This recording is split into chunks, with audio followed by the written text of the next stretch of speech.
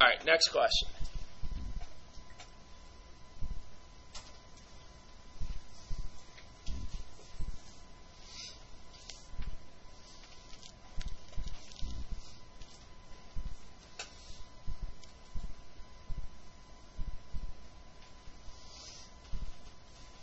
You guys know where everything is on the periodic table?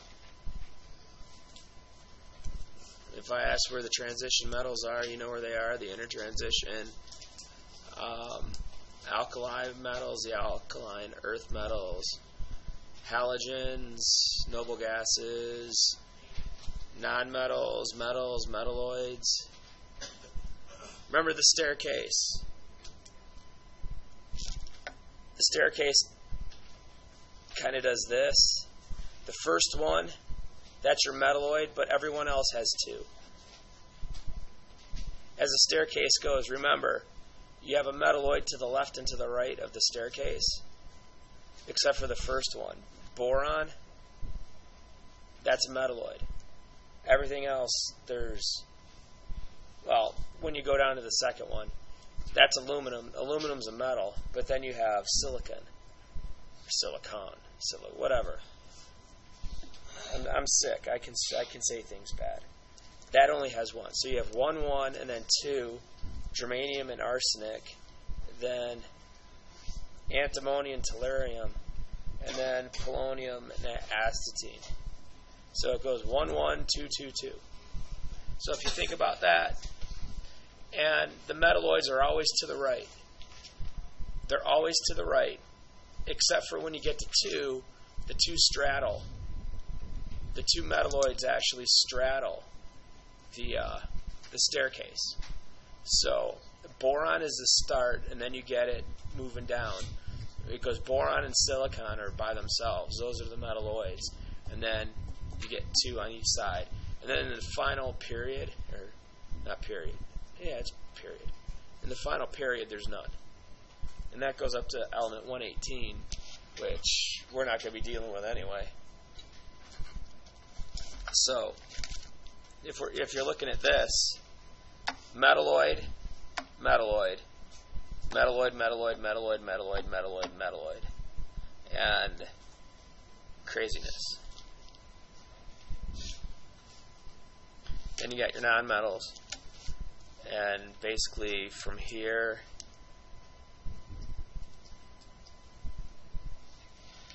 all your metals.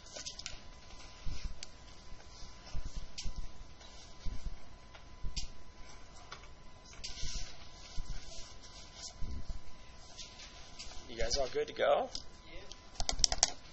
Yes. All right, Planck's constant.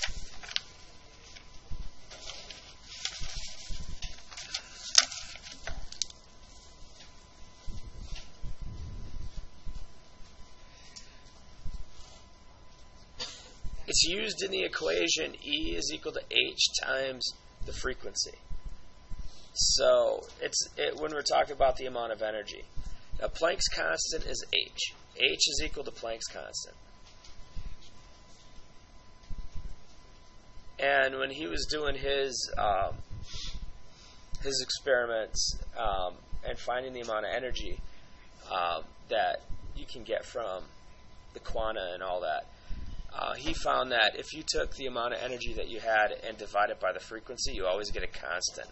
It's the same thing as taking like a circumference of a circle and dividing it by its diameter and always getting pi. Now Planck's constant is 6.626 times 10 to the negative 34 joules per second. Because this guy's in joules. Because that's joules, Joules. That is a measurement of energy. This guy, frequency, it's in hertz, but it's in 1 over seconds. Because remember what frequency is. Its frequency is the number of wavelengths per second. And wavelengths, the number of wavelengths doesn't have an actual symbol. It doesn't have some type of label that goes with it. So they called it hertz, but it's really 1 over second. and Planck's constant is joules times second. So you get joules is equal to joules times second times 1 over second. And those divide out. But Planck's constant, like I said, it's just a constant. And he found out that H was equal to the energy of a quanta, or an energy of a photon. Because remember, this guy is either for a quanta or a photon, because a photon contains one quanta. Divided by whatever frequency you have. And it just came out, when he was doing his experiments, it came out coming out the same answer every single time. So he said, I found a universal constant. And there are tons of universal constants out there. So that's what this is, and that it's related to this equation. And when you have the, I'll tell you when you have the math portion of it, you're getting the equations, you're getting the constants. So you don't have to memorize the constants and the equations. You just have to know how to use them. So Planck's constant has to do with the energy equation for a quanta or a photon. But like I said, you will get it. You don't have to memorize it. Yeah, you're going to get an equation box. I'm just not going to tell you what they all are. You're going to see like C equals lambda times this. And you have to know this is the speed of light. This is a wavelength. This is a frequency. But you'll get C is equal to 3.00 times 10 to the 8 meters per second. And we'll use that as like the speed of light. Can you go get back to Houston? He's checking them in the back. Thanks.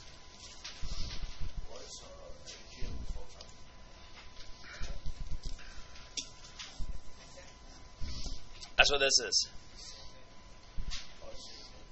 If you're a photon has, remember how we were talking about, I was playing with them all day the other day, and now I can't find them.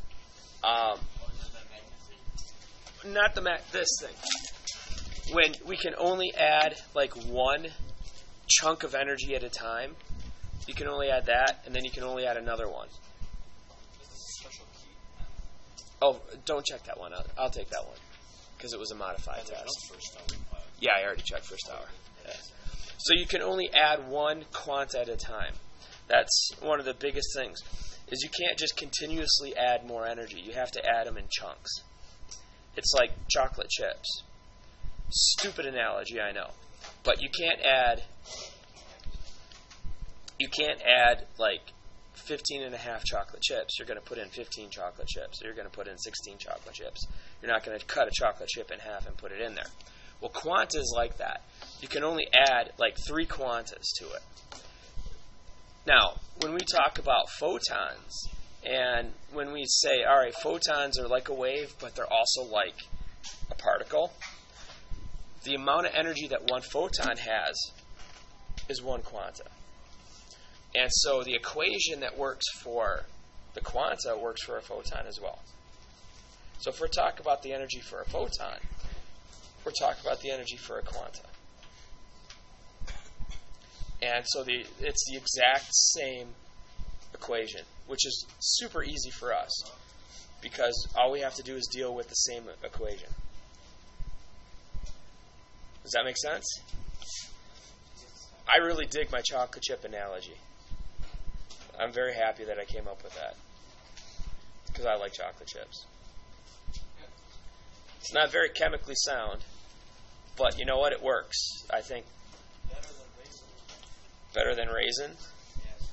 Well, most things are better than raisins.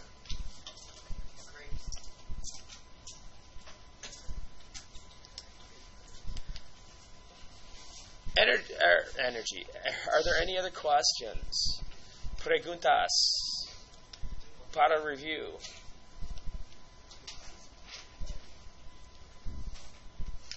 Yet? Yet. All right. I'm not going to force you guys to ask questions and all that. Oh, yes? Yes, ma'am. Number 28.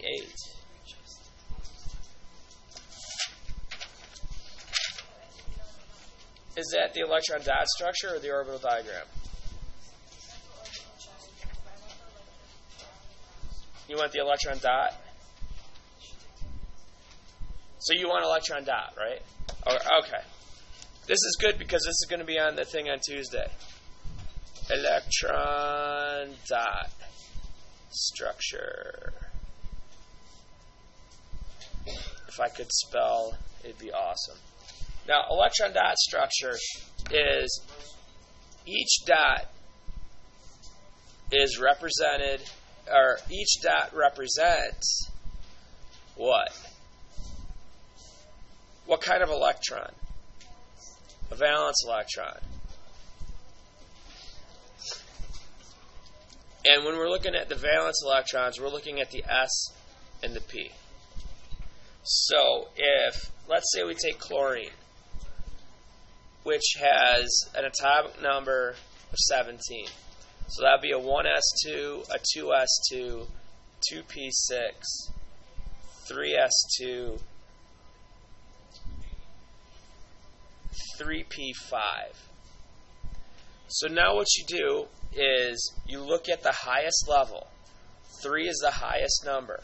So that's your highest energy level. And if we were getting into the 4s, if it was 4s, you'd have a 3d.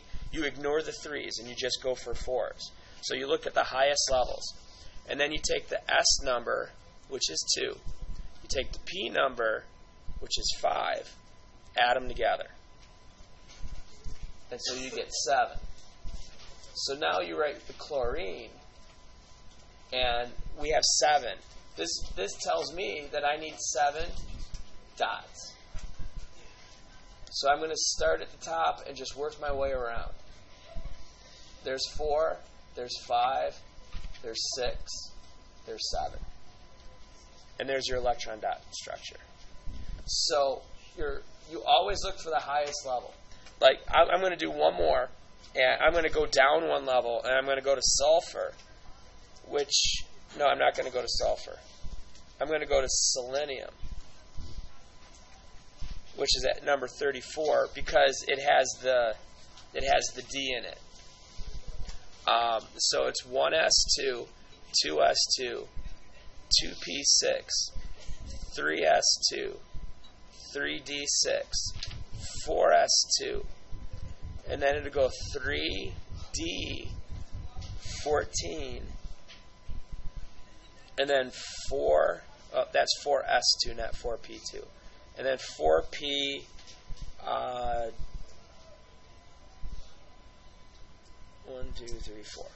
4p4. Now, you go for the highest one. The highest one is the 4s.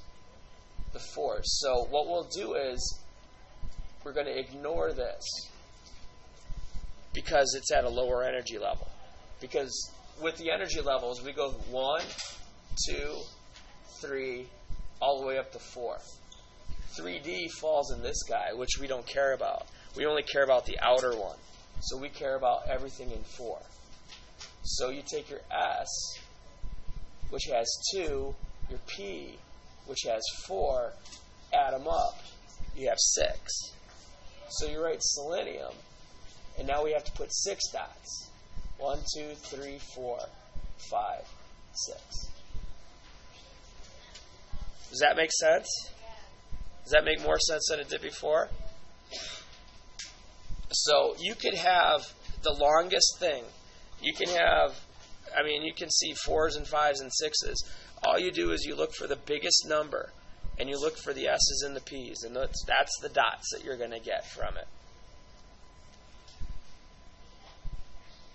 Yeah.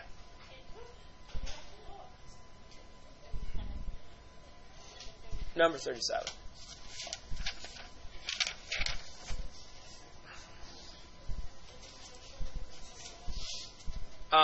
Is that the electrolyte?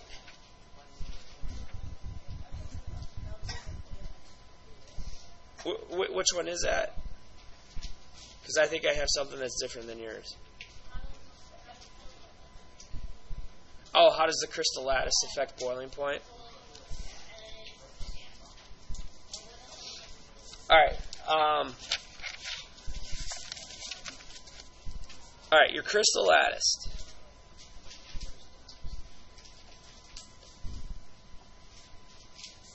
It's rigid. Do you agree that the crystal lattice is always going to be rigid?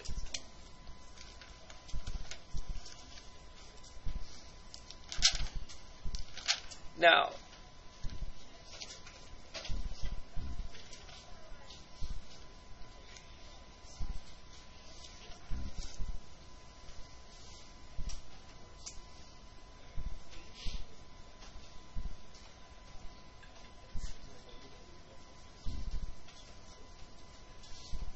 depending on the strength of the lattice, if it has high strength,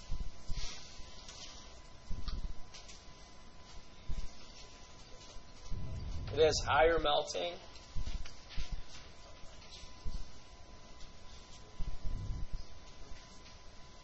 and boiling point.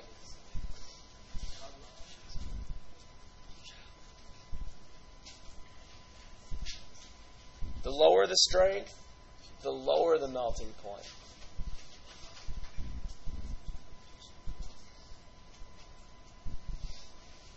Now, if you think of it purely in terms of energy, if it's held stronger together, you need more energy to break it apart.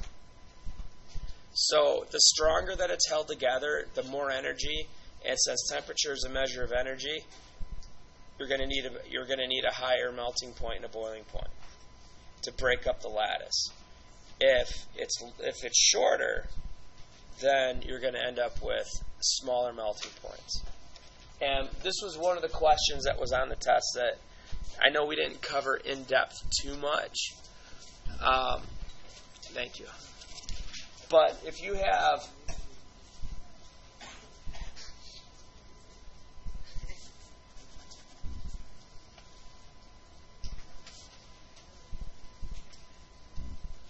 a longer ionic radius, you need less energy.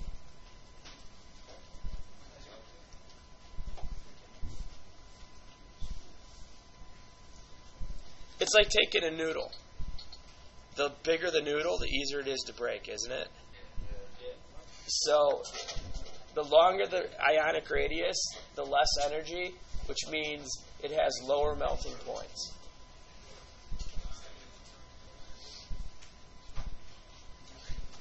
Now, if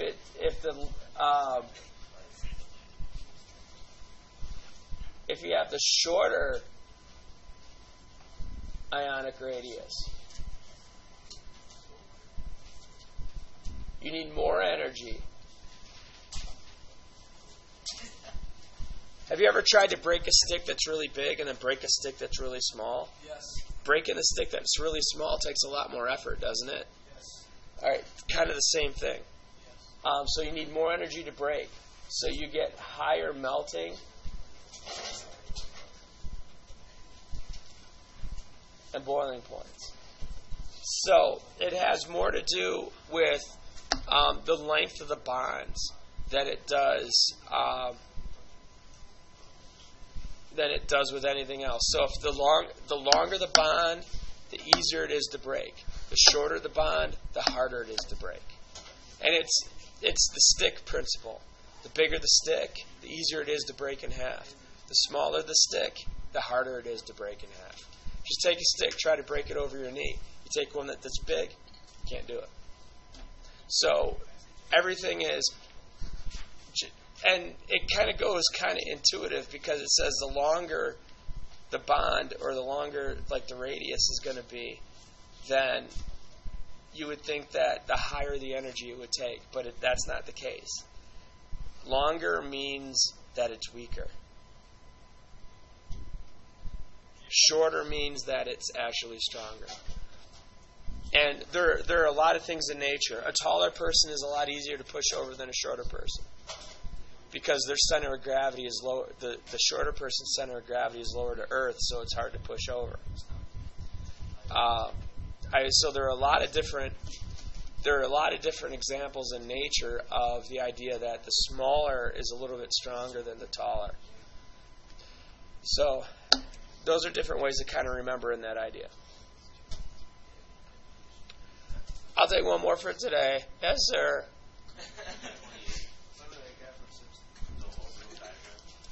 Orbital diagrams. Orbital diagrams. All right, orbital diagrams.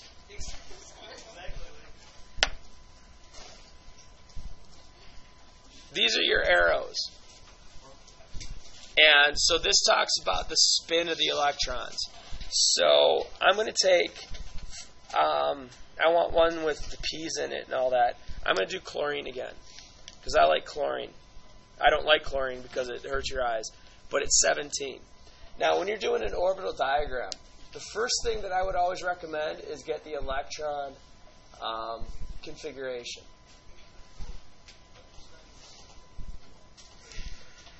Because that's going to make everything a lot easier.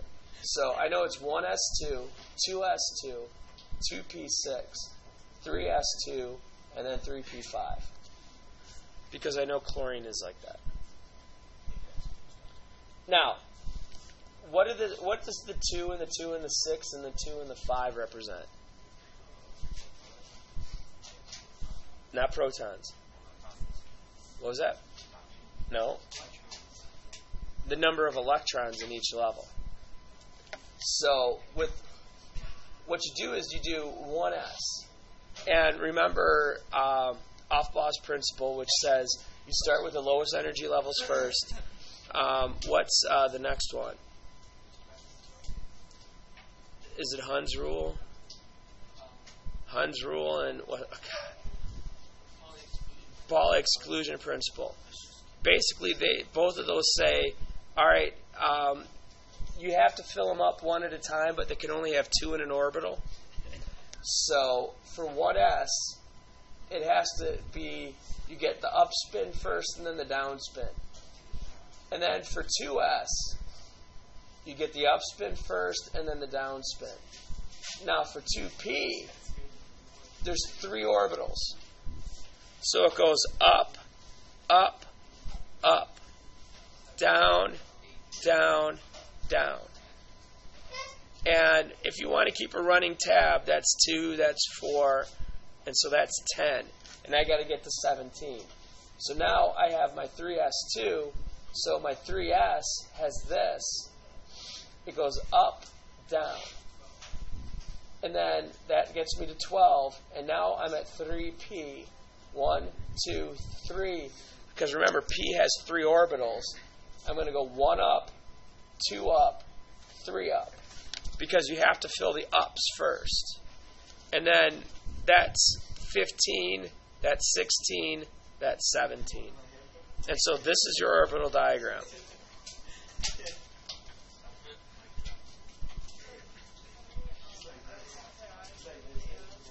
Yeah, each arrow represents an electron. And just remember, an S gets 1, a P gets 3. How many does a D get? 5. And an F gets 7. And just remember that you got to go all up first.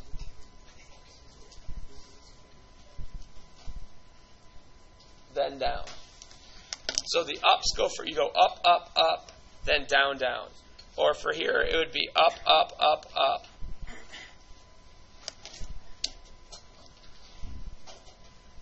That would be 5.